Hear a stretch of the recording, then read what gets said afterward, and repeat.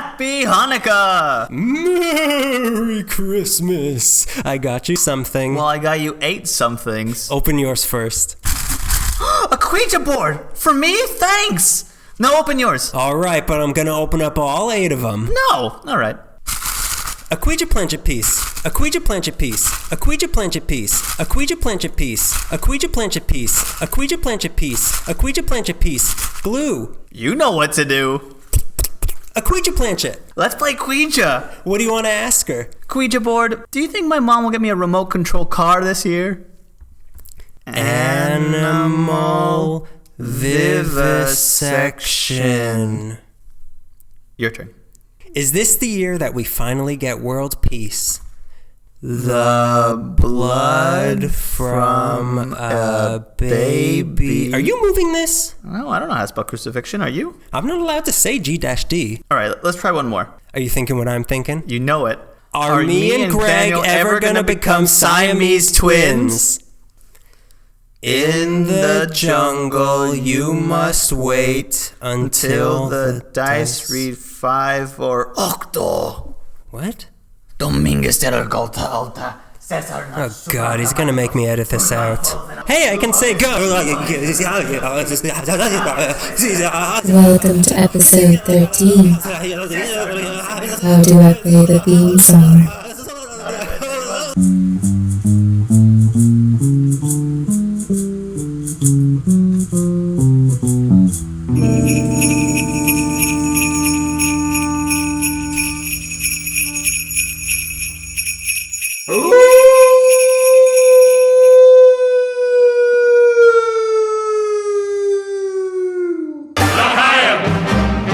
Happy Hanukkah.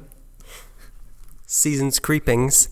Hairy Christmas. Flappy Hanukkah like a bat. The festival of frights. It begins. And to think everybody threw their pumpkins away. No. You decorate that pumpkin with Christmas tree lights. I've kept them all in my refrigerator. All of your pumpkins, they're in my house. Pregnant with opportunity. And crickets. Welcome to our second year. Creepy Christmas, Haunted Hanukkah, Part Boo. You've been waiting since last year to say, like, you came up with it a day after we came up with the last one. I came up with it before we recorded the first one. The only reason we did the first one was so I could say that. If you're unfamiliar with the format, you will be given 3 questions. If you can't answer them properly, we know where you live. We'll end your bloodline tonight. Like last year, we both have 3 stories. Each one. 3 stories. 3 stories. Like Scream. Like Scream 3. Like Scream 3. Each one of them involves a haunted... Or I, as in I. These are spooky. Oh my God, I want to push you out of a window. Actually, that's coming up later. Oh. I'm pushing you out of a window at the end of this episode. There's going to be a new host. We each picked haunted locations in Los Angeles. We try to keep it as unknown as possible. But haunted or just creepy. Strange. I actually only have 2 tonight. The other one was something I was very interested in. So I went ahead and I took a field trip by myself, and I thought I'd report to everybody. Yeah, that's not coming out of our payroll. Gas. I bought flowers.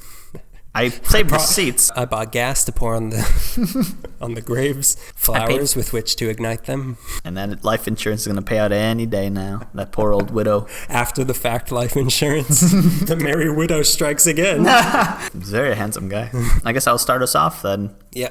Okay, so in early November, John Schultz of the L.A. Times wrote an article titled, L.A. County Cemetery, Unclaimed Dead Await a Final Resting Place, which of course I bookmarked, I read, and I rebookmarked. And turned into a bookmark. It was a very long bookmark. It was more than the book. The article discusses a huge backlog of the unclaimed bodies at L.A. County morgue, them having to deal with it. It's almost 3 years behind now.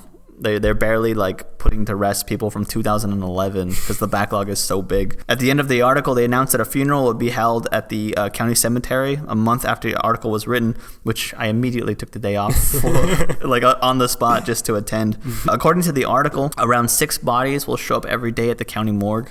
As the bodies come in, the county cemetery caretaker and crematory operator named Mr. Gaskin, respectively, writes their information in by hand into the register. The ledger, which he enters whatever's left of that. The ledger in which he enters the name now has like 1,000 pages, and many of those entries have blank spots over the part of who's going to sign to claim the body. Many of them are going unclaimed. No one's signing off. Can anybody claim it? I don't know. I don't think so. I think you have to be responsible. Why would you go and claim... House party. You always want to do that Weekend at Bernie's remake. Home Alone defense tactics. The smallest book, which is titled A Register of Burials, dates from January 1st, 1896 to April 30th, 1902. That's the first book that was put together. Recent books contain about a decade's worth of names. The first cremation in the latest book was recorded October 29th, 2005. Those cremated today are added near the back of the ledger. So the current one has 261 pages in it. The names of those cremated are backlogged to like about 2011. That's where they're barely getting to right now. L.A County has, since 1896, conducted burials in a common grave for the remains of those died who went unidentified or unclaimed. Mr. Gaskin helps take care of the cremations, the ashes, and the book for the unclaimed dead. He's responsible for all of that. I've seen a lot of pictures online. I didn't see him at the funeral, though, so suspicious. I guess he doesn't care so much about them. I guess this is how it works. He picks up the bodies from hospitals and takes them to the crematory in Boyle Heights, which is part of the morgue, or the county hospital. The ashes to be buried this year belong to the old and the young. About 2/3 are men. More than half of those people are white. 137 are babies. Some are stillborn, others lived for a really short time. And instead of putting them in a brown plastic boxes that hold like adult remains, baby ashes are stored in small paper bags that are neatly folded. Like somebody's lunch? Like somebody's lunch, yeah. Oh, God. And they said it kind of like a trifold that sort of looks like a wallet because there's not a lot of remains. The face. That's... When a body ends up at the crematory, Gaskin places a wide board about 5 feet long, then puts it onto a metal gurney and wheels into the furnace room. Gaskin takes a long metal pole with a flat T top, so it has like the cross. He puts the top of the pole against the shoulder of the dead body, and then together with another guy, they slide the body into a brick furnace. The furnace slides... They're making a calzone? Sort of. Could they do this any more respectfully? Heave him in. We got to get him in before the mushrooms cook. Into the hot chute. They have a picture of them doing this too. Oh, it was part of the article. It's the two guys just shoving something into a big boiler. That's horrifying. Yeah, and then the furnace's door slides down. Normal person. It's awful. I mean, cremation is awful in general. I mean, it's not awful. It terrifies me. You're just jealous. We've all seen that scene in Return of the Living Dead when he does it to himself, and this is not unpleasant. They close the furnace doors. From that door, they're hanging a little metal tag with a cremation number of the person that they just incinerated. This lists the tag number, the dates of the cremation, and the cremation permit in the ledger. The name comes next, along with the date of birth, the sex, the race, and the date of death. So that's pretty much the cremation process, if you're curious. I was so curious. If relatives can be found, they are notified by the morgue or the coroner that their loved one's body is available for pickup by the mortuary. Body's a symbolic term, right? It's symbolic. Well, I mean, it's before. Your baby-sized wallet in a lunch bag is ready to be picked up.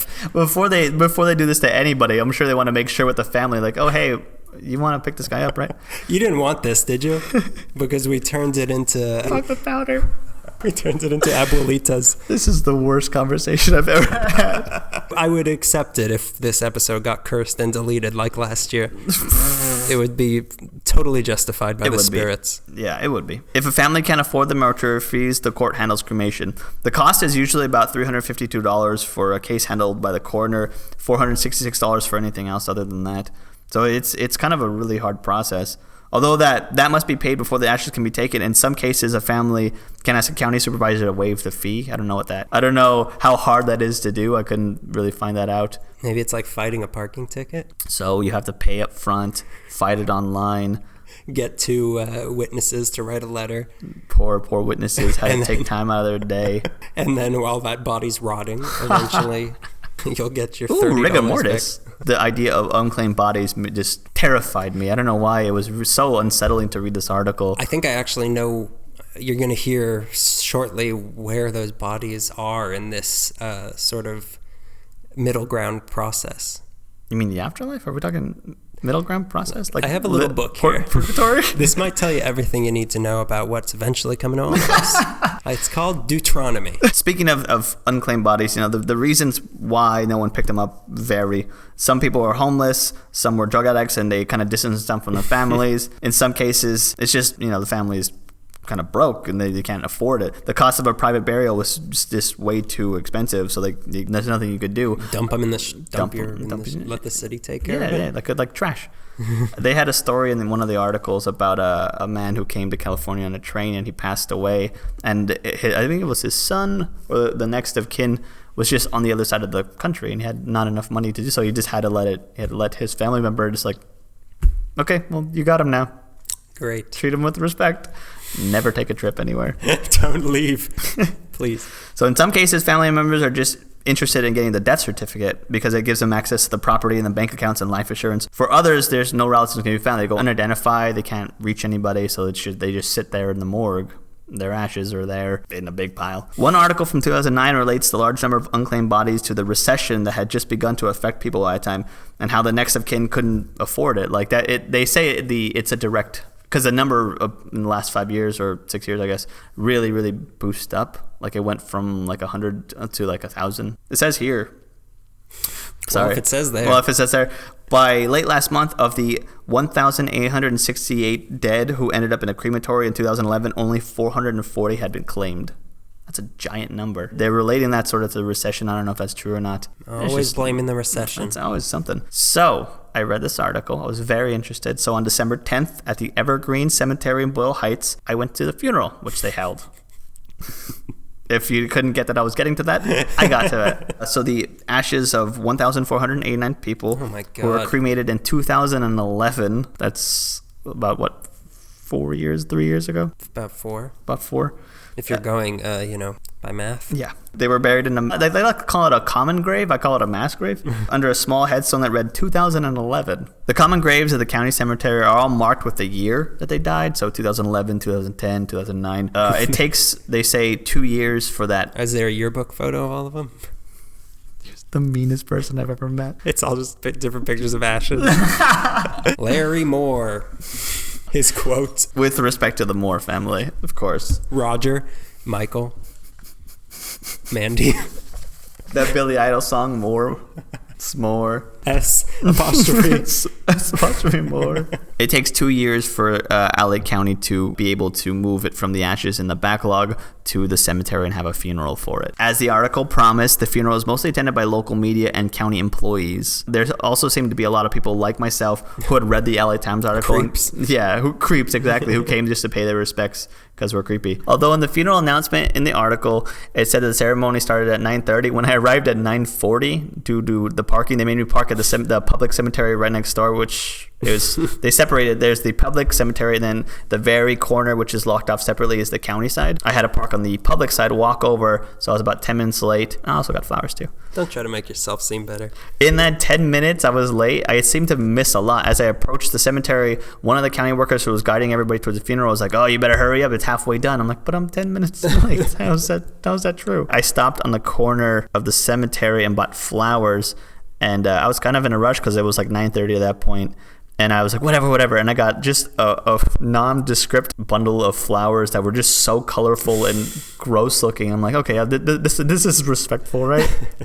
I only got it because every time I told a girl that was going to a funeral, they're like, "You should take flowers." I'm like, why? Do you know whose funeral I'm going to? I don't. Nobody does. There was about 100 people there. I tried finding a good spot, but there were so many photographers moving around and the cameraman and his general rubbernecks, and I'm so small, so my view wasn't that great. Also, the priest leading the ceremony and all the speakers, they had a Buddhist speaker, a Jewish speaker, and some Christian as well. A Christian speaker. They were all reading their own prayers. Nobody had microphones. And this wasn't like Forest Lawn where you're like high up in the hills and separate, like elevated from street level. This was on the corner of two busy intersections. And they were doing construction, so there was just teamsters screaming at each other. Here lies the beloved. Move your eggs! I'll tell you where you can park that forklift. Run your mother! It kind of really was like that. There was cars honking. There was cars like zoom, like just trying to make the light. There seemed to be construction like around the corner, so it just like. like jackhammers. You heard planes. I couldn't hear Maybe anything. those people in the graves trying to get out. I really Claim me. I had to read the articles to know exactly what happened at the event that I was at, which is really sad. Strange young boy seen mulling around mound of ashes. When I first started looking it up after it happened, like 2 days after, I saw a photo of myself. Really? And I can't find it now. Oh, you gotta find it. We gotta put that. What I'm saying is I failed as a journalist. From an article from the LA Daily News, I was able to read some of what the priest, Father Chris Ponett, was saying. This is what he said. Where was their meaning in life? Were they individuals with broken families? Or whatever brought them to this place? What gave them hope? What encouraged them? And especially at this moment when we remember the unclaimed, where were the relationships that were maybe broken that needed to be healed? That was very beautiful, and I missed it. For those unclaimed who may have had no faith, he read a poem, maybe two, from Maya Angelou. There was a cello player there. If you believe in nothing else, believe in Maya Angelou. The crowd towards the end of the ceremony was saying the first few verses of Amazing Grace. I didn't know that I knew any words to Amazing Grace, but I did. Everybody was singing Amazing Grace, and I kind of wondered why, but there's lyrics in there. I was once lost and now I'm found, and like, oh yeah, that's kind of that's fitting for this particular funeral. I was once unclaimed, but now I'm buried in a mass grave with all these Boyle people Heights. that I don't know. With Greg leering at me. Hey, what's this? Oh, yeah. There was also a lot of people taking pictures that weren't media photographers. They were just taking pictures off their phone. I suppose that's not a huge deal, but it really irks me. I mean, all of this is a little strange. Yeah, it kind of. I think when someone, or over 1,400 people whose remains sat at the county morgue untouched for 3 years, strangers or not, are being honored, you might want to like pay attention. Just kind of stand there and give them like good. You don't want to take pictures of the mound of dirt where they now residing in, or the mound of ashes. Was it like a mound of ash or? No. They buried I don't even know if they. Why would you bury ashes? They could have. Yeah. I don't know what they did. I showed up late, so if they spread ashes all over the lawn, I don't know. Let's go dig them up right now. See what we find. There's no bodies.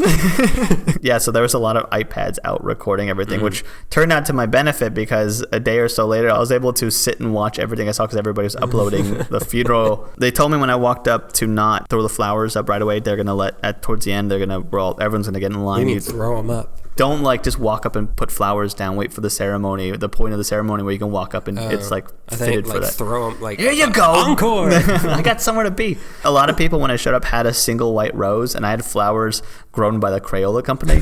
They were so colorful and so different. My first funeral bouquet. I felt like I'd never been to a funeral before. You should have come dressed as the lady in black. I thought about that. You're always thinking. Thinking. Doesn't matter what day of the year it is. One of these people, Rudolph Valentino, I always call him Maya Angelou. The burial spot America's itself. heartthrob. The burial spot itself was pretty sad to look at. It was a small mound of dirt with a teddy bear and some other small artifacts on it. It was pretty. It's pretty sad. I was really affected by that teddy bear. There was a lot of people standing around. It seemed like a lot of people who weren't photographers or like media or county employees, because they all had their badges on. They're all like, I gotta get to work in an hour. There seemed to be like a small group of people who looked authentically sad, and that really bothered me. Like there was just something like, yeah, they're here for somebody. And you were not one of those people, I take it. No, no one was here for no. All of the names of the unclaimed dead will eventually be online. When coroners are unable to find relatives, they sometimes submit their requests to unclaimedpersons.org, which is an online group of about 600 volunteers who scour public records for possible family. Until the Times digitized the handwritten record of the unclaimed dead of 2011 to create a searchable database, only those people whose cases were handled by the coroner, which is only like about a third, could be found online. God. Officials from the Department of Public Health, which oversee the morgue, and the Department of Of boogieing down? This can't be right. They say they're working on digitizing all those records, making them online. So hopefully, years coming up, there'll be less unclaimed bodies because you'll be able to search for family members and such. I think making it less expensive to bury somebody would be a first step. I still don't understand what you need to do to claim a body. Like, could I get like some sort of a superior brain for this project I'm working on, or I mean, how easy would I also that need be? a gurney. Can I get that there too? And I also need new lunch bags. I'm running out. I was trying to understand the process better because I've never been responsible for a dead person before. I believe the morgue contacts you or a mortuary. I wonder how that process works, whether they contact you and you find the mortuary or they contact a mortuary and then they contact you. It feels like the person has to go find the mortuary. Anybody who's done this before who's listening can go ahead and punch me in the stomach because I've never had to deal with that. Oh, boo-hoo. Boo-hoo. Greg's never had to bury a loved one. So now my turn to spook you. This one isn't scary, though. I know. We went over that before. It'll spook you by how unscary this is. You'll say, isn't this supposed to scare me? No, we're not doing our job Howard's very well. End scared the hell out of me.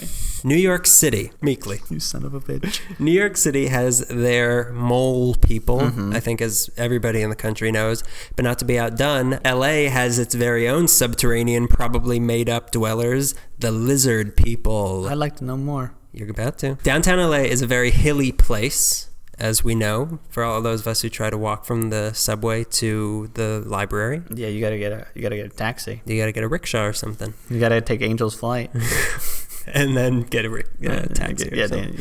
Uber, Tinder, I don't know, something. Take a Tinder there. Take it easy. So downtown LA is a very hilly place, but it used to be even hillier. Bunker Hill, it's still mostly around, but one hill that's gone forever is Fort Moore Hill. I've heard about this. Tell me. This area, never mind. This area was bordered by what is now Temple on the south side, Hill on the west, Spring on the east, Cesar Chavez on the north. Okay, I know it. Being a hill, we've triangulated this place, more of a square. So being a hill, like you, being a hill, it had certain strategic military advantages. So during the Mexican-American War, America set up a fort there, Fort Moore, in 1847 to hold control of Los Angeles and prevent any Mexican retaliation from them, taking the city. Yeah. The war ended not long after that, and the control of the city was stabilized. So in 1853, the fort was decommissioned and then abandoned. After that, a few scattered people built houses up there, but mostly the area was just a big cemetery, unclaimed. I thought we're done talking about cemeteries. Like, don't bring it up anymore. You're stepping on my toes, friend. There'd be a lot of toe stepping coming up. Yeah, my thing's about lizard people too. My next 3 stories are all about different amphibious people. It was a cemetery. I don't care what you say.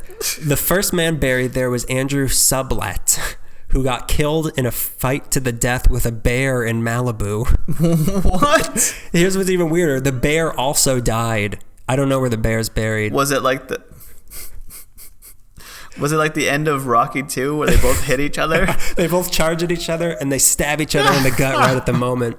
I wonder if this is the same bear that killed a little girl at Venice, and they're just like, run free, and they fought a guy. Go! I can't protect you anymore. Go. Benji, I can't protect you anymore. Get up there. Be fruitful with the mountain lions. We make fun of so many dead people. If there's any Nazis still up there, give them one for me. Seymour. So it was a graveyard and some houses. This went on up until 1882 when a man named Jacob Philippi opened up LA's first brewery there, and he had a beer garden and a saloon to go along with it. Drunks being drunks, though, the area became rough and tumble. So in 1887... Mostly tumble because it was a hill. They did. People would tumble down the hill all the time. So in 1887, he sold the land to a lady named Mary Hollister Banning, who then turned it into one of the city's first upscale, swanky neighborhoods. Okay. However, the city began to expand out of the Pueblo area, and this giant hill was... it's a giant hill. No one wants to walk up there. This is in San Francisco. In 1901, the Broadway Tunnel opened up under it to try to alleviate traffic, but it wasn't enough. In 1933, plans were made to demolish Fort Moore Hill to make room for all the new citizens, and they also needed the dirt from there to help make Union Station. The hill always had a constant air of legends and rumors of hidden gold. There was supposedly gold hidden there by the Spanish and somehow by the Mayans and the Aztecs. All right. So the first published story about this gold appeared in the L.A. Times on August 15th, 1897. There were several attempts that were made over the years, no confirmed successes. When the plans to level the hill were announced, the rumors of gold intensified, so even more so because it was the middle of the Depression in 1933, and people would believe anything if it meant finding some gold that would save their families. They just wanted to buy hooch and bread. Save families. Family's got to have hooch. What's a family without hooch? Turner. Dead family. Oh. Yeah, an unclaimed family. So then the big man came along, a geophysicist and mining engineer named G. Warren Shufeldt. Shufeldt? For the sake of this, Shufeldt. He had a device that he had made that he called a radio X-ray machine that seems to be just like a weird pendulum in a box. Okay. And the way he said it worked was that if you put something in the machine, it would detect anything akin to it. For example, if Greg murdered somebody, cold-blooded, not even remorseful about it, out of nowhere too, it got him off. So if he killed somebody named Daniel and he left a strand of hair behind as his calling card, Shufeldt could put that piece of hair into his device and the machine will be able to track him down and bring him to justice. A justice machine. The Justice-matic. Yeah. Justice-matic 1935. The murder solver. He applied this operating system to finding gold. So he put some gold in there. And with the help of an ancient treasure map drawn on an old piece of sheepskin provided by a couple of guys named Rex McCreary and Ray Martin, and they used the X-ray machine to locate gold under Fort Moore Hill. They claimed it was a map that they had to some Spanish gold, maybe even Aztec, and Shufeldt claimed the X-ray images he got were scientific proof that there was gold down there. But another gold-finding expert surveyed the area with his trusty stick with a tobacco pouch tied at the end that would dip down if there was gold. Gypsy magic. He looked around and he said, "There's no more than $2 tops on this hill." And that, $2? I could buy a bag of chips. I could buy a soda. I could take a ride on a trolley. I could go to the movies. I guess this guy with the tobacco stick methods weren't scientifically sound enough, so nobody was swayed. Shufeldt struck a deal with the county board of supervisors that he can dig there, but any gold that he found, he had to split with the county 50-50. That's such a weird handshake, old-timey deal. I shook hands with the city, and they're going to get half of it. And they looked me square in the eye, and I trust them. I high-fived City Hall. So this ridiculous contract, it was approved on February 21st, 1933, but they were only allowed to dig 50 feet deep. So nothing was found. But they wanted to dig deeper. On March 22nd, 1933, the contract was changed to allow them to dig deeper. Shufeldt and his gang of ragtag volunteers dug and they dug. They found nothing. So the contract was renewed on April 10th, but by September of that year, nothing. And the contract, they just allowed it to expire. But what about the X-ray machine? It ran out of batteries. They weren't invented yet, so we couldn't get new ones. So this is when Shufeldt took a little trip to Arizona. On this trip, he met a Hopi chief named Little Chief Greenleaf, and he was told a story. Here we go. I'm ready, finally. Everybody, we're talking about hills and get digging. into your sweat lodge and get ready to listen to this. Let's add that to the tally of offensive things. I believe we're at 13.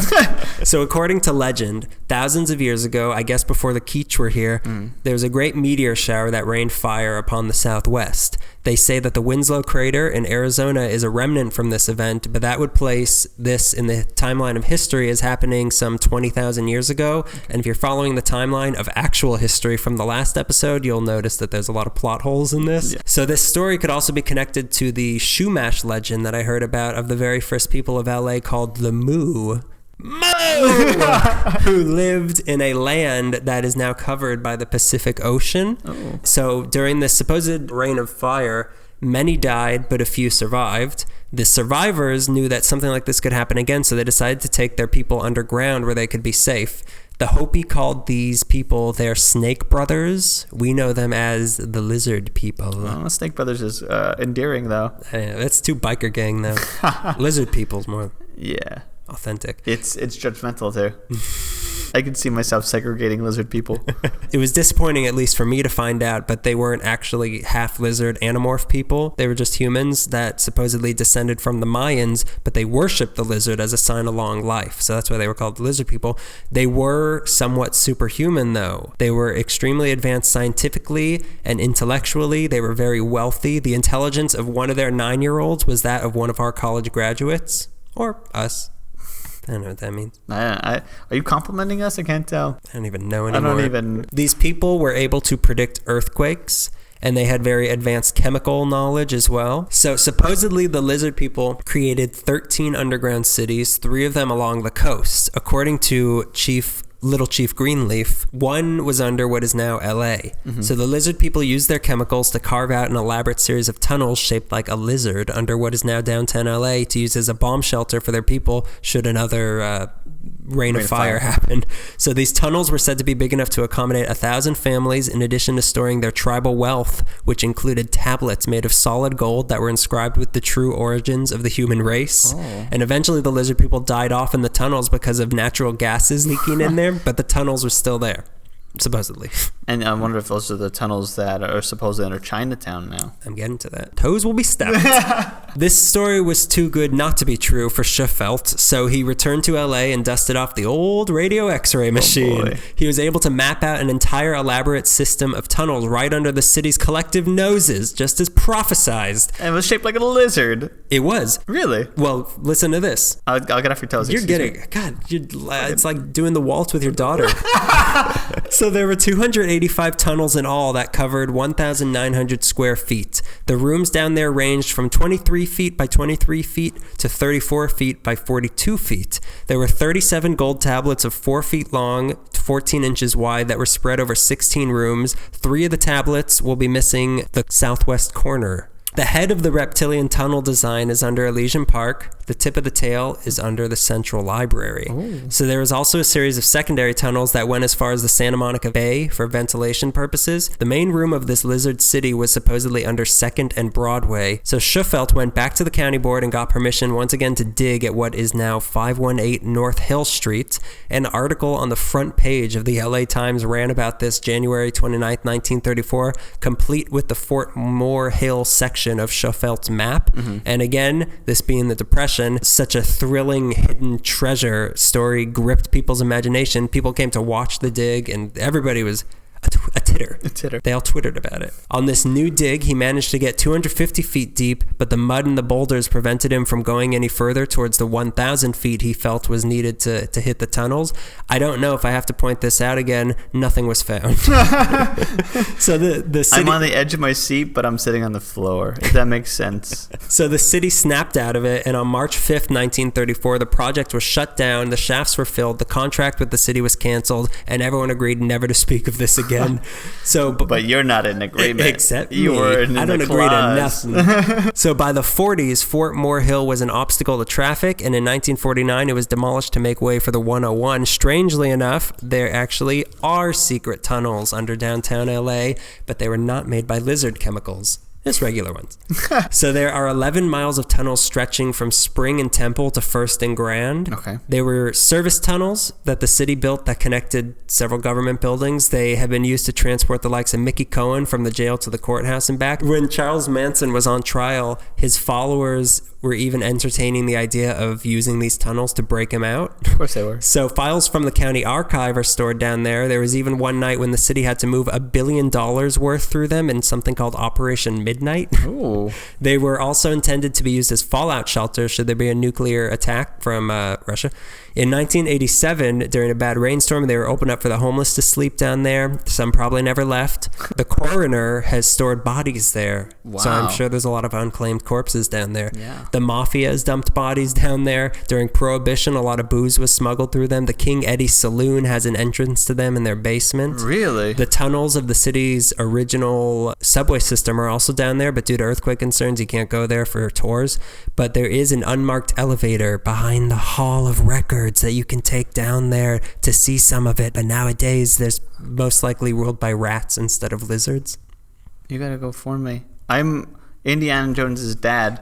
I know that there's a knight down there in a coffin, and I really want to see it, but there's rats, and you gotta go for me. Well, send in the young Indiana Jones, the young adventures.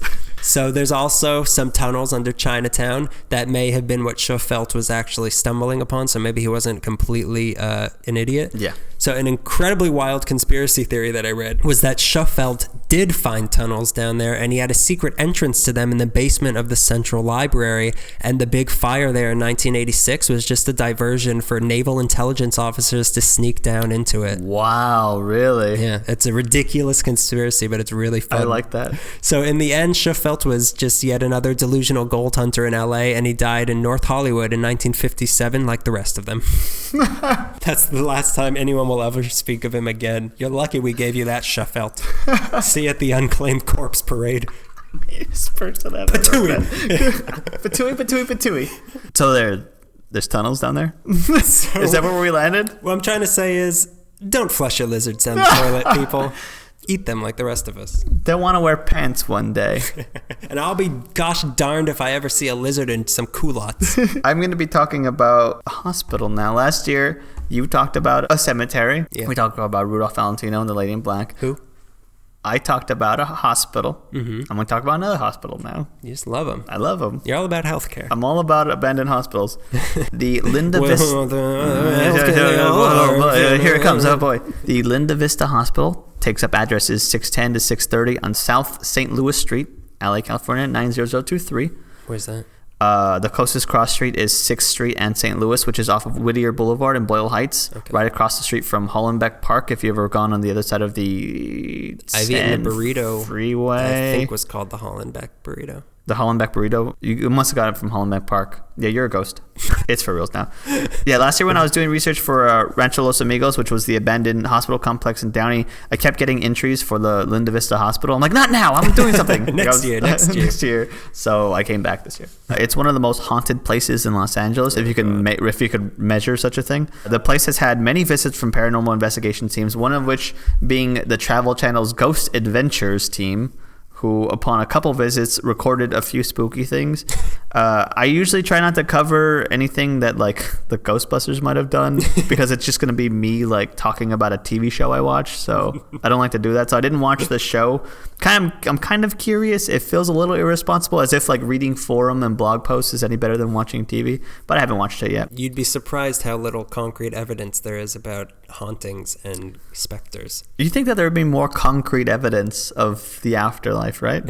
I think we had the same exact conversation last year. I'm pretty sure. God, let's just repeat everything we've done for the past year. I feel like this is a podcast that's eating itself constantly.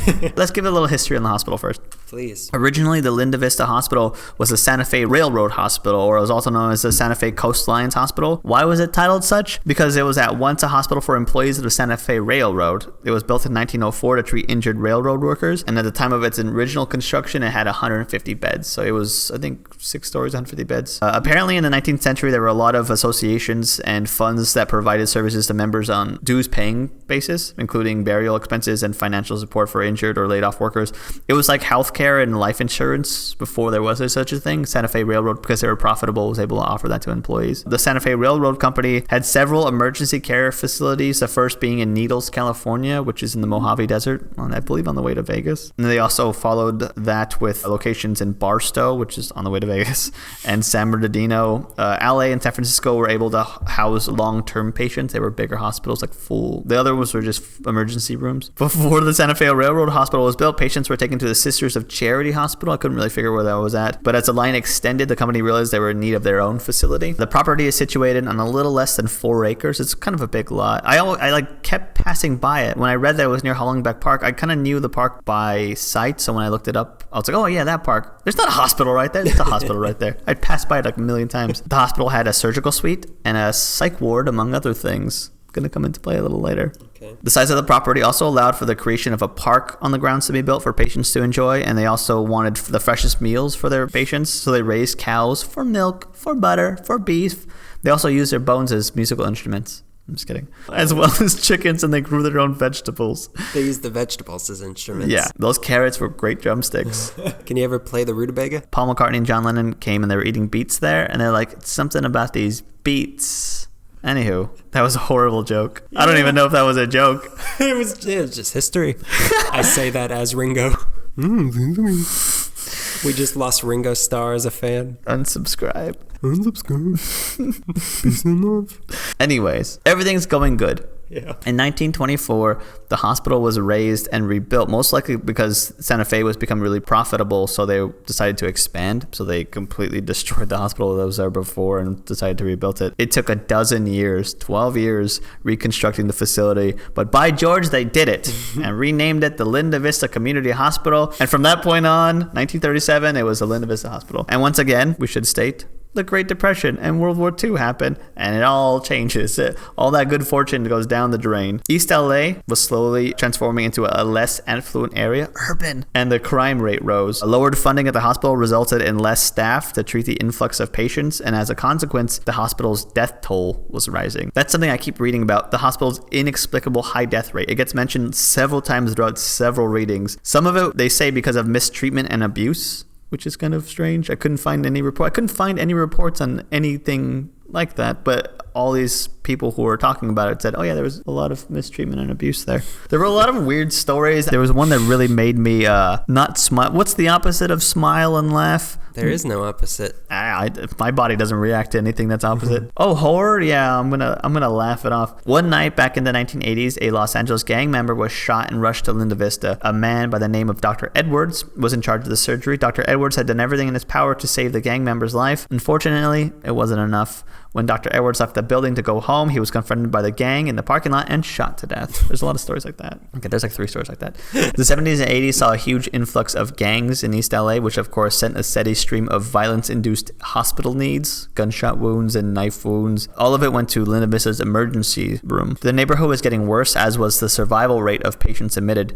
It became the hospital of the hood, and that's never an easy thing. It's never good to be that hospital that all the gang members go to. Orderlies in the hood. In the hood. In the hood. Apostrophe N. Sorry. Yeah. By 1980, the Santa Fe Railroad, who still owned the Linda Vista Hospital, decided to opt out of providing direct health care to their employees, and they sold the hospital to a private company. Scary. Isn't that spooky? Privatization. In the 80s brought a change in how Medicare reimbursements worked, and the hospital suffered They all came with a perm. They all came with a perm and power suits. Huge shoulder pads on suit jackets. CD. That Aha song. You know the one. You know, they only had one. Let's sing it right now. Copyright infringement. The huge increase in poor and uninsured patients caused the hospital to have to stop accepting ambulances in the emergency room. This was 1988. Many doctors at the hospital also started leaving to affluent neighborhoods. Wimps. Finally, Linda Vista shut the emergency room down, which was a major step towards the end, and then they shut the entire hospital down in 1991. The place was abandoned in a hurry, a lot like Rancho Los Amigos. Medical records, patient information, hospital supplies were all left behind, but that wasn't all that was left behind. So after this... Keys. My shoe! This is the strange case of Greg's missing booty when he was a little boy. I got one. Where's the other? Did it fly off when I was on the Batman ride at Six Flags because your feet are dangling? Or was it in Yorba Linda? Everything's Yorba Linda. So after the hospital shuts down, many film productions began using the hospital as set locations. In the Line of Fire, starring Clint Eastwood, was filmed there. Outbreak was filmed there. Children of the Corn 666 was filmed there. Oh, no. End of Days with Arnold Schwarzenegger was filmed there. And many people working on production began feeling things, hearing things around the hospital.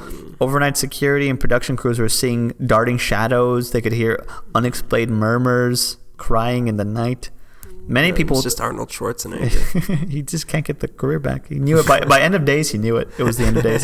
Many people have reported to have been physically alerted to the presence of spirits, shoving and like cold touches on the neck. 3 spirits in particular have been sighted on multiple occasions. A little girl lurks in the surgical room. A young woman paces the hallways of the 3rd floor. And an orderly in a white short-sleeve shirt is lurking by the windows. I was reading a story, I forget what movie was being filmed, but a young woman who was a PA saw that. She went inside, saw the apparition of the orderly, came outside and threw up. Must have been her first day. I haven't seen the episode of Ghost Adventures because, like I said, I didn't want to just reiterate a TV show. But they have a lot of stuff. They reported a lot of stuff, and they recorded some stuff too. In the surgical suite, where apparently many improper procedures were done, they saw a full-bodied manifestation of a girl, as well as responsive tapping noises upon their second visit. So is there someone in here? And they hear tapping in response.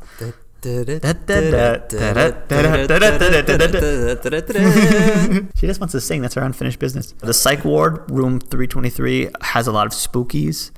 Not spookies. Not spookies. Please, God, not spookies. I'll kill myself. They have a 20-second growl and a no leave recorded on their website, on the Ghost Adventures website. You can barely hear it, but there is a weird, like, and you're like, oh, boy.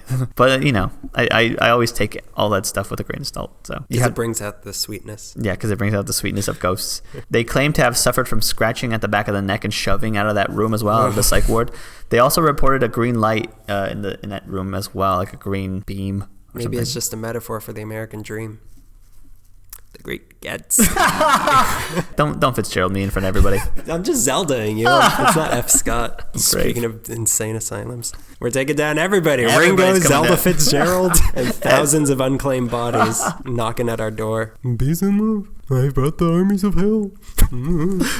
There's a John Lennon joke in there. I just can't pull out. I was trying to just come up. I still couldn't reunite with John. He's a general in the army of hell. Yeah, all over the hospital, there's bad vibes and weird energy. A lot of cold spots. People say you can be in one part of the hospital and turn a corner and the temperature will suddenly change out of nowhere. According to them, the Ghost Adventure team, they think the hauntings are from that influx of mistreated patients from the 80s of gang members. And if that's so, if the spirits have unfinished business, I'm pretty sure they just want to be jumped out of the gang so they can move out to the afterlife. Blood in, ectoplasm out. For a guy that hasn't seen this Ghost Hunters thing because he didn't want to be influenced by it, you sure are quoting it a lot. They had the most information. Yeah. Everybody else was like, I heard a sound. I'm like, no, I need more than that. After all these years, the hospital is now being repurposed and there's renovations. They're going to start using it again as apartments for seniors in an attempt to push the dead closer to the dying. If you can relate to any of us, it's these ones. Please don't take your family members there. I beg you. Sponsored by Linda Vista Community Hospital. You thought hospitals were scary? Me too.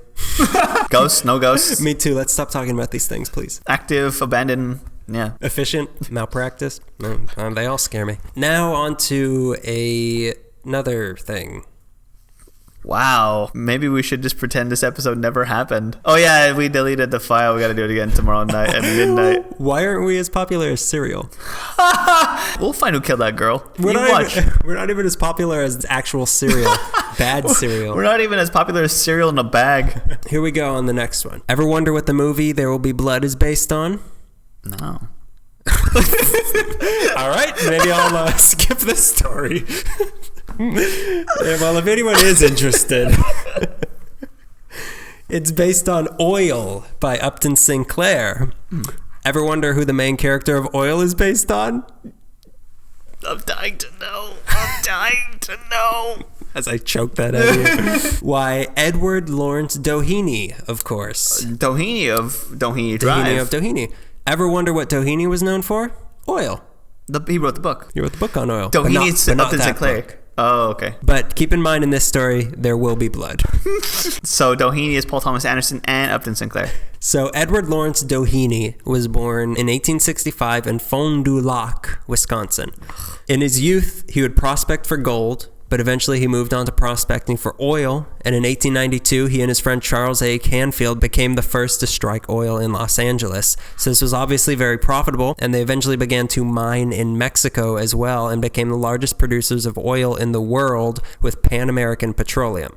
So the only man to rival Doheny's power in the country at this time was Rockefeller, and he was an LA boy, not Rockefeller. Doheny had married a woman in 1883 named Carrie Luella Wilkins, and together they had a daughter and a son. The couple were divorced by 1889 as Doheny had fallen in love with a telephone operator over the lines. Sarah from Andy Griffith? This whole story inspired not just... Ever wonder what the character of Sarah that nobody talks about from Andy Griffith? So they fell in love over the lines. Her name was Estelle Betzold. So Doheny married Betzold, and their little daughter that he had with his first wife ended up dying at age 7. Mm-hmm. In response, Carrie, who was his first wife, drank some battery acid and killed herself. Wow. But this story has to do with the Doheny boy. That Doheny boy. That Doheny boy is on my lawn again. Sorry. With his slingshot and his shorts. And his $1 million shoes. So as is the tradition, as we know, with L.A. higher-ups, Edward Lawrence Doheny's son was named Edward Lawrence Doheny Jr. Creativity runs in Richmond. In the city. It must be in the LA River. So he went by Ned, so we'll call him Ned. He was born on November 6, 1893. No surprise, he grew up very rich and privileged. He graduated from USC, and then he married Lucy Smith, who was the daughter of another oil man, W.P. Smith from Pasadena. Okay. So they had 5 kids. One of them, Edward Lawrence Doheny III.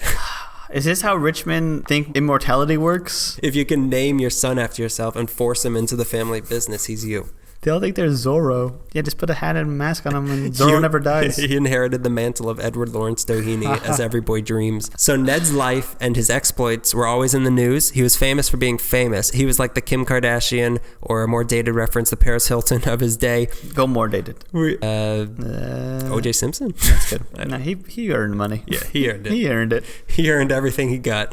But we can only hope that their stories end up the same way as Doheny's story. So along with getting a wife, Lucy's dad assigned one of his workers to be the chauffeur of the 2 young lovers. This was a man named Theodore Hugh Plunkett. Love the name. So Plunkett eventually advanced to Ned's personal secretary after World War I. But more than that, the two, Ned and Plunkett, they grew up together and they became very close friends. Mm-hmm. So while their friendship was growing, Doheny Sr. decided he wanted to get a leg up on some oil rights in Kern County. So he sent Ned and Plunkett to Washington after when they were done with their vaudeville show. The greatest superhero team. Ned and Plunkett. Ned and Plunkett. So he sent them to Washington, D.C. to deliver a briefcase filled with $100,000 cash to the Secretary of the Interior, Albert Fall. So this and other similar transactions got called to the attention of the public in what became known as the Teapot Dome scandal, if you remember that from history class.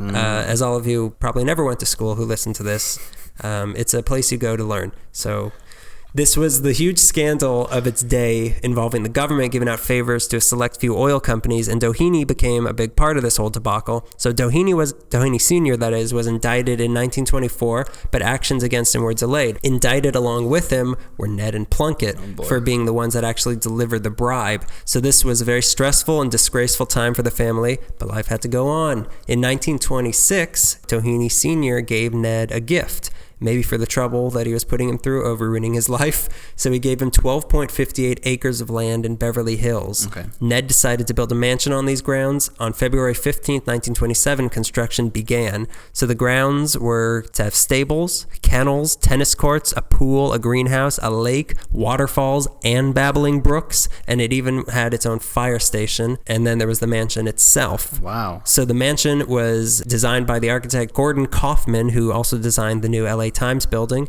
the explosion-proof one, that is. You see an exploding building, I see an opportunity. One building goes down, 2 go up. This mansion has 55 rooms, Jeez. 7 chimneys in there that are each designed by a different artist, each one. Sorry, you couldn't see me roll my eyes. Go ahead. You're a one chimney man, I get it. It has 46,054 square feet of living space and sweeping views of LA and the ocean. The mansion was to cost $3 million. In today's dollars, that's $40 million. It was to be called Greystone because they used a lot of stone to build it, and the stone was gray. You're wonderful. That must take a lot of research. How do I find stone? What color is it? Are there any quarries within the city limits?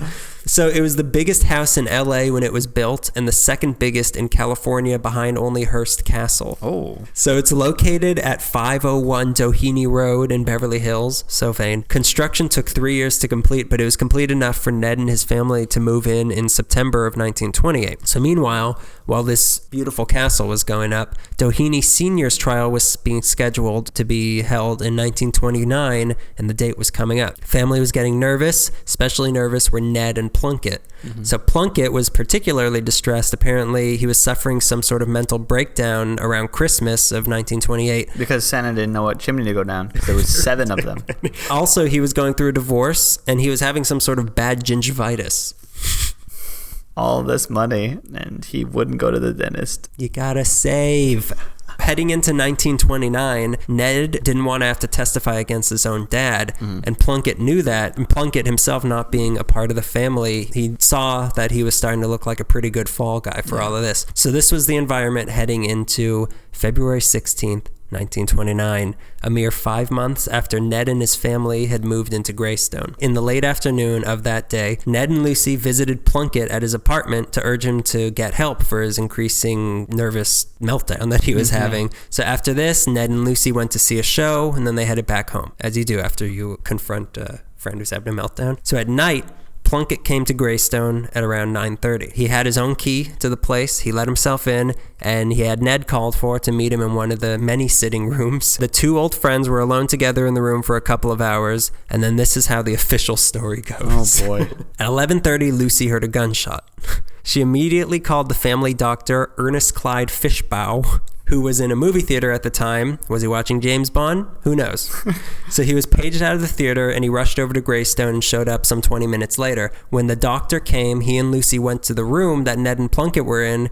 They came to the room to be greeted by Plunkett holding a gun and yelling, "You stay out of here!" And then he slammed the door on them, and then a second gunshot was heard. They went into the room. Both Ned and Plunkett were dead with bullet holes in their heads. So the police showed up, and a sweeping inquest was promised into this sensational incident. But 36 hours later, the call was made, murder-suicide, and there would be no further inquest. The case was closed. Wow. Reporting stopped after 3 days. This was Beverly Hills' first murder, and not the last. Here's where the official story, though, starts to fall apart. When the police showed up, the doctor said nobody had touched the bodies, but Ned was on his back, and the way that the blood had dried over his body couldn't physically have happened if he was on his back. So then the doctor started changing his story, and he said, well, actually, he moved Ned's body to try to revive him. And then the story changed even further when it became clear that Ned was actually alive still when the doctor had showed up, but then he died soon after. And then smaller details started to change, like, well, no, Plunkett, he closed the door softly. He didn't slam it. And then even stranger, several family members were called over to the house before the police were. The police weren't called until 2 a.m., and this supposedly happened at 11:30. So the witness statements from the staff also sounded heavily rehearsed, and the family seemed to be acting very suspiciously. Now, for the murder scene itself, the gun was next to Plunkett's body, but strangely, there were no fingerprints on it. Even stranger, it was warm. Too warm. So warm, it felt like it had been placed in an oven before the cops came over. Also, on Plunkett were burns on his fingertips from holding a cigarette. So if he had been holding a gun and a lit cigarette, why wouldn't he drop it somewhere between slamming the door in the doctor's face and shooting himself? Yeah. So you know what didn't have burns on it? The bullet wound around Plunkett's head, meaning that he couldn't have killed himself, and he must have been shot from a distance. But you know whose wound did have powder burns around it? Ned's, which means that he had to have been shot from within 3 inches. So going by the facts of this crime scene, it looks like Ned was the one who killed Plunkett and then killed himself. So then there's other reports that it had actually been Ned who called the doctor, but at 10:30 to get him to come over to give Plunkett a tonic to calm him down. If this is true, then that means the doctor would have been there before anybody was shot. And then another theory claims that Plunkett did kill Ned for suggesting he go to a mental institution. Another says he did it because he wanted a raise. One popular theory that people like is that Ned and Plunkett were actually gay lovers and that Lucy killed both of them. Wow. So even more confusing is the way that they were buried, because the Doheny clan are all buried at the Catholic Cavalry Cemetery in East LA, but Ned's buried in Forest Lawn. And there were huge crowds that showed up for his funeral, but even more confusing is that the Dohenys paid for Plunkett's burial as well. But why would they pay for the supposed murderer of their own son? Yeah. And he's literally buried a stone's throw away from Ned and Fort. Like you could see, well, I have a picture, like you can see both of their graves in the same image. So this could be confirmation of the Ned as murderer theory, because if you had committed suicide, you were not allowed to be buried in a Catholic cemetery. Oh. Yeah. So Doheny Sr. eventually went to trial, but he was acquitted, many think out of public sympathy over the loss of his son. All Ned got was a library named after him at USC. Lucy then went on to get remarried just a year later, and she continued living in Greystone until 1955. Where her husband was killed. Yeah, well, that's her old husband. She moved on. So the history of Greystone did not fail to one-up itself when years later, one of the servants hung herself in the living quarters and another one slit her wrists in the meat locker. Jesus. And after that, a 7-year-old girl fell to her death out of the upstairs nursery window. And the house is also riddled. There's hidden rooms. There's passageways that they were using during Prohibition. Again, in 1955, Greystone was sold to a man named Paul Trousdale, and from there to a man named Henry Crown, who also owned the Empire State Building at the time. And in 1965, the city of Beverly Hills bought the land from Crown because he was going to tear it down and turn it into little houses. Beverly Hills got it, and they installed a 19 million gallon water tank and turned it into Beverly Hills' largest reservoir.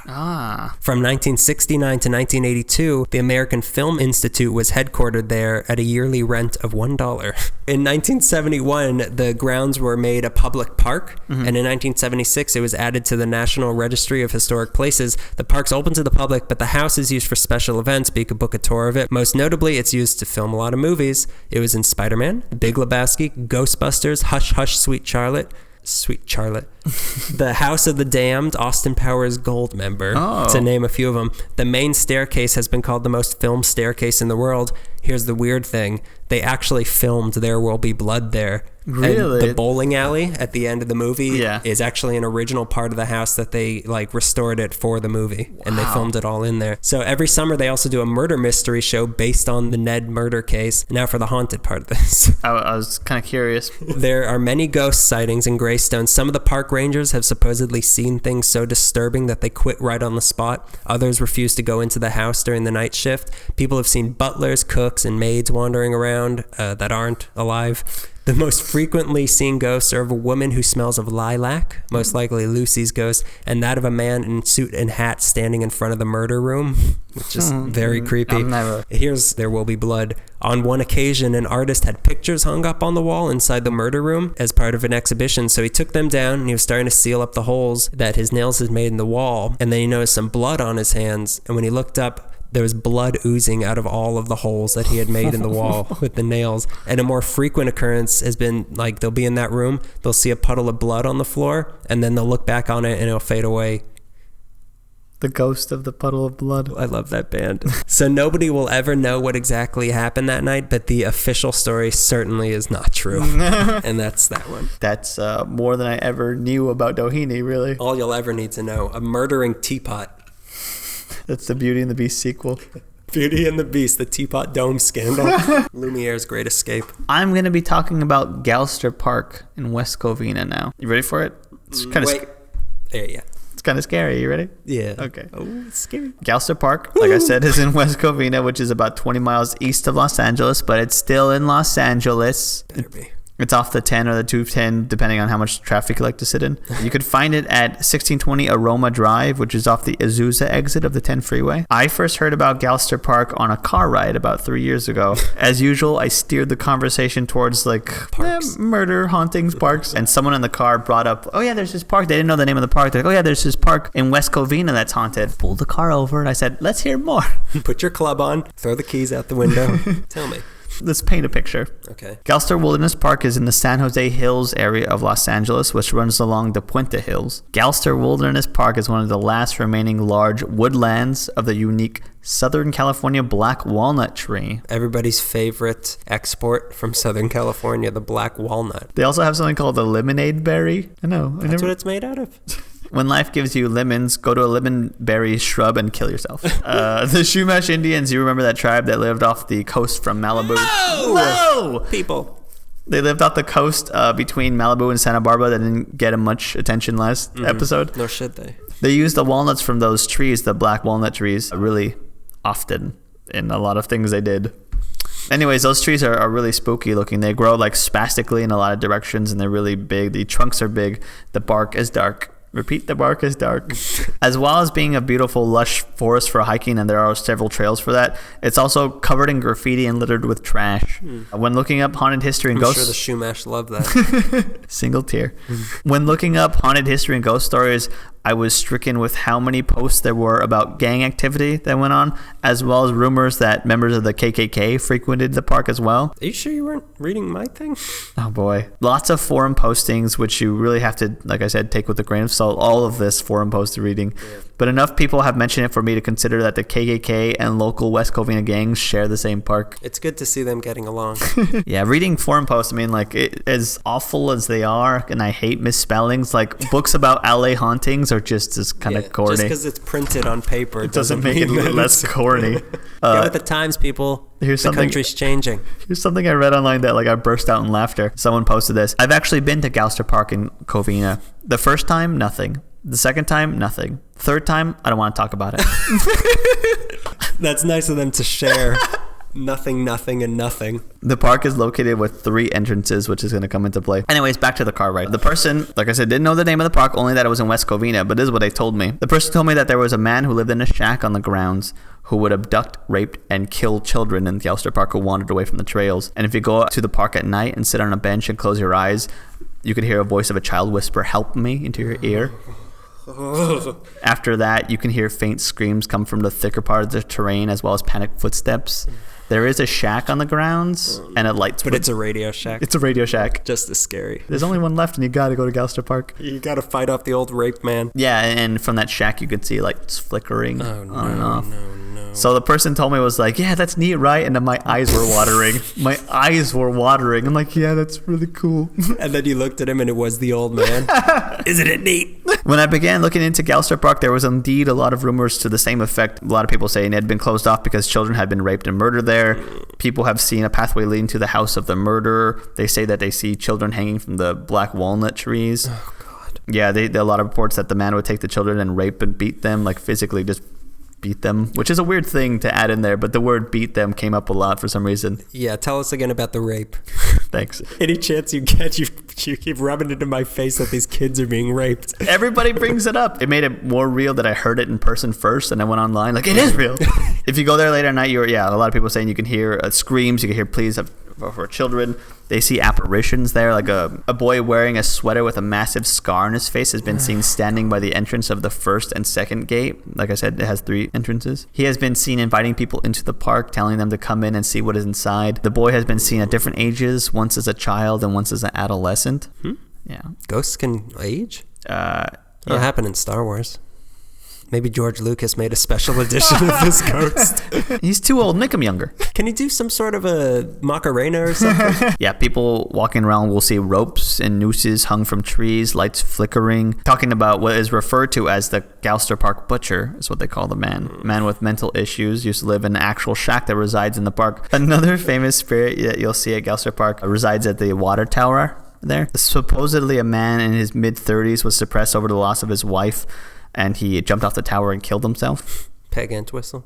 It was a giant water tower shaped like an H. Yeah, people who wander off and end up isolated tend to feel eyes watching them. There's a strange energy in certain parts of the park. In particular, I believe the south side, there's a 4-way crossing of the trails. And in that particular area, people always feel like there's eyes on them all over the place. Like there's a bad vibe that you're being watched. But if you want to learn how to play the blues really well, go down there and sell your soul. The devil's there, but he just wants to play guitar. Anyone want to jam with Satan? Jamming with Satan. I couldn't find anything like police reports or any old articles about a butcher or abductions of children or anything like that. So it's kind of hard to substantiate. Yeah, the men cover that stuff up all the time. They don't want you to know about the truth, The butchers out there. I read somewhere that the old shack was really just a tool shed for the groundskeeper, and one day many people in the park reported an awful smell coming from it. The groundskeeper, he's a murderer. The groundskeeper and a cop approached the shack really slowly, and they opened it, and there was blood splatter of an animal who killed another animal in there. That's the shack that everybody's really scared of. Here's something interesting, though. This is how it will end. Last June, they found a man hanging in the park on the south end of Galster Park. So it was suicide.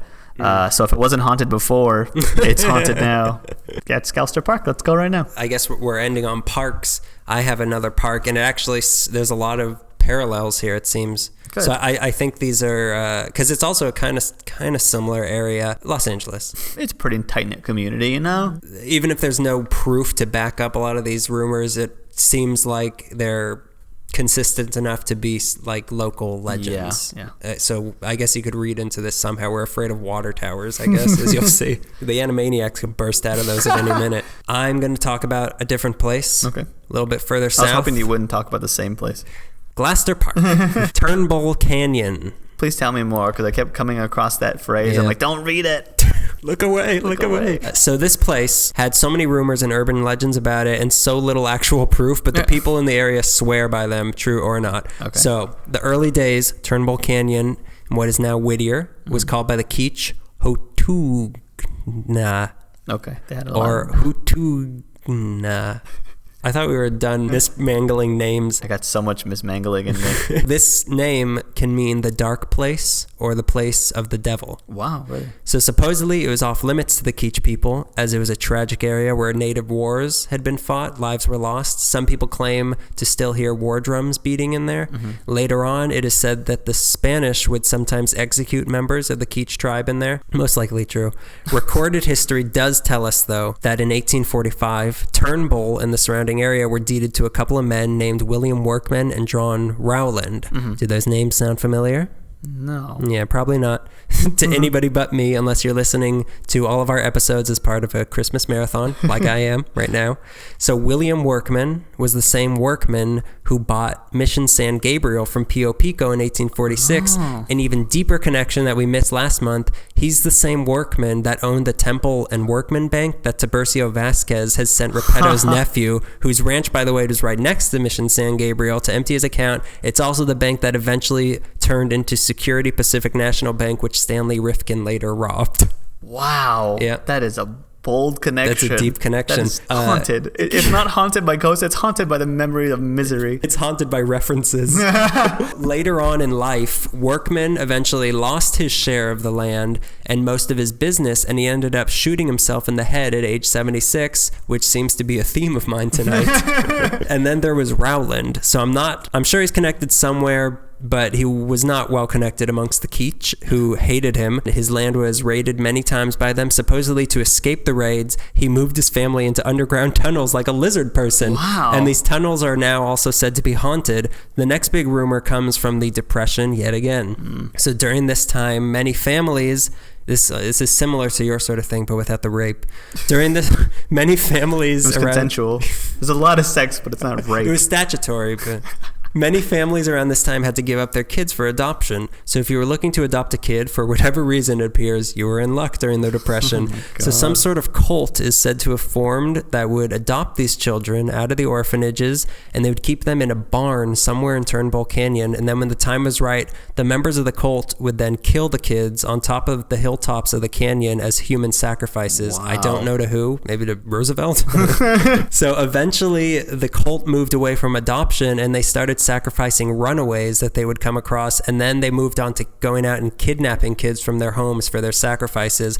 So nowadays the only remnants of this are that people often claim to see people in hooded robes walking through the canyon at night, and ghost children are seen everywhere frequently. So around this time, there was also said to have been an insane asylum in the canyon that was in operation during the 30s, but it burned down in the 40s. But then in 1962, a popular story says that a teen, they were having a go-go party in the ruins. This teen picked up one of the old electroshock machines that I guess was still filled with some juice. It was still filled with some juice, and it killed him with the electricity that was still in it. I found no records of any of this or such a place ever existing. So other rumors inside the canyon: alien sightings, Nazi sightings, the ghost of hanged men swinging from trees, a colony of little people that supposedly took up residence in there, KKK meetings taking place by the old water tower. Oh boy. There's a gravity hill in there somewhere. They say that the founder of the Church of Satan, Anton LaVey, owned property in there as well. Like I said, there's many rumors, very few facts. So many people swear by them, many deny them. One police officer said that the only supernatural type thing he's ever found in there was a bowl with some blood and chicken feet in it. Oh. It was some sort of like Santeria thing, or hungry people thing. The actual factual incidents that have happened here over the years are just as scary, though. April 18th, 1952, a North Continental Airlines flight from New York to Burbank got diverted to LAX due to low visibility. When they were near Turnbull Canyon, they weren't able to see very well. They lowered their landing gear. It hit one of the hilltops, and it sent the plane careening into another hillside, and it exploded. Wow. All 29 people on board were killed. Bodies are regularly dumped in the canyon. A 15-year-old boy got pulled into a car one night and got stabbed and thrown into this canyon. He managed to crawl out, but he died a few days later.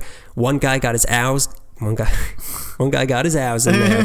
One guy got his eyes gouged out before being killed in there. In the 90s, there were a few incidents of gang members executing rival gang members in there.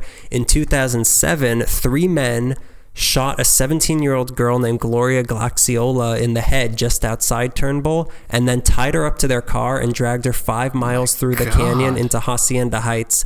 But here's a weird... Gloria was a member of the Agape Christian Center. Her brother was a pastor who then went on a crusade into Turnbull Canyon afterwards to cleanse the place from evil. Yeah. The rumor here was that the 3 men who killed her were occultists, and they were trying to convert her. So remember that there's 3 people, because it'll come up again. Okay. In 2005, a CHP officer, a chip, he was killed by a drunk driver in there. Not too scary, but still dead people. Yeah, dead people. In 2007, a burnt corpse was found after a wildfire. Jesus. 2009, a 22-year-old woman was in a car with 3 guys. Yet again, one of the guys behind her slashed her throat. They jammed syringes into the sides of her neck and then stabbed her in the back of the neck. Then they pushed her into the canyon out of the car, hit her with a rock, left her for dead. And she was still alive. She managed to make it to a house and call 911. And then they caught the 3 men who were going on their way back over there with shovels to bury her. So in 2011... a man was stabbed in the face and the neck again in there, and also in that same year, the body of a woman was found shot in the head, and one of her arms were chopped off. So there's really weird things that goes on in this canyon. That's brutal. And I don't know what it's connected to. Hail Satan. Crime is lower in there than it was. It's lower there these days. You're lucky that they're only chopping off her arm. Because there's extra paroles that are in there. Patrols? Patrols. The paroles, probably. Paroles. Breach of paroles. So even if this place isn't actually haunted, I'm not going there. That's terrifying. The most terrifying thing of all the stuff we read was that Police reports. Jesus Christ. Yeah. I'm going to talk about real quick. There's something related to Galster Park and Turnbull Canyon. I couldn't find too much information. It was called Zelda's Tunnel. The story, which is, I've only found like a copy and pasted version of the same thing from, I think, Shadowlands, which is like a ghost directory, or not a ghost story directory. Ghost directory. The directory. ghost yellow pages. The white pages, because they're ghosts. Because they're ghosts. Dead directory. I don't really get that one. Directory. Oh, there we go. That's it. Still don't get it. It doesn't make any sense. Apparently, there's a tunnel, I believe, at Calder Russell Park, which is in Covina. This girl in the 1900s, she was about 16, got kidnapped by these cult members and taken to the end of this tunnel and sacrificed. And now if you manage to make it to the end of the tunnel, her spirit is there to sacrifice you to the same cult. God. Yeah, it's so strange that in the same... Pretty much the same areas. There's they have similar stories of cults and sacrifices and women getting murdered. Stabbed in the stabbed neck. in the... Jesus Christ. Yeah. Cut her arm off. That was a different... No, that's a different girl. That's not even that's the same a separate girl. incident. It's so horrible. Merry Christmas. And to all... Oh, God. This always ruins this time... Doing the research for this. Oh, yeah. ruins this time of year for me. No, I don't want to... I close up the chimney. We just reenacted Black Christmas. I don't know how to end now. I'm still kind of in shock about what I just said, which I had been reading over and over for days now. I was like, he's a namsy-pamsy. He's probably reading about a sound and like, oh, scary. No, you were tracking down police reports of... One time a leaf rustled against my window late at night. This city's haunted. This city is cursed. How do we tie this up? How do we tie this up and drag it along? For 5 miles. For 5 miles. Oh. Into Hacienda Heights. God, that's the worst part. They went to Hacienda Heights. That's the true horror. We did another great creepy Christmas. Let's not Hanukkah. Jump to judgments of how this sounds. I enjoyed your stories for sure. I enjoyed my stories as well. Greg has been every 3 seconds looking at the door of the room that we're in and freaking me out, and he won't stop. There's just something. Stop looking at it. There's a circular shape in the door that says don't bring any food or drinks in, and it looks like a head. And like in my periphery vision, I keep seeing a little circle against the door. And Charlie Brown is here to haunt us. Hey, don't look at it, okay? I know that in your periphery vision that you think someone's staring at you, but don't look at it. This is the time of the year where we always remind people, go to your local shelter to use their computers and leave us a review on iTunes. Like us on Facebook, Twitter at LA Meekly, Tumblr, follow. Remember, it's LA Meekly, not weekly. It's a different thing.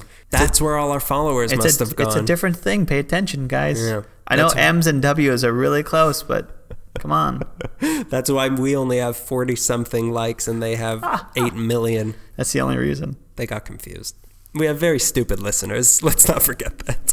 You remember that? You got all that? This isn't on, is it?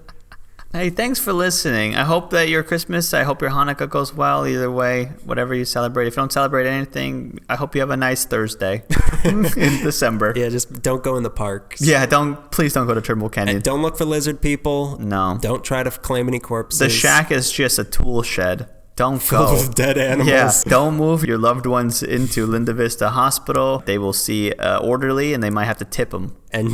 And we can't have that, especially on Christmas. And do not get married at Greystone Mansion. You might step in some blood.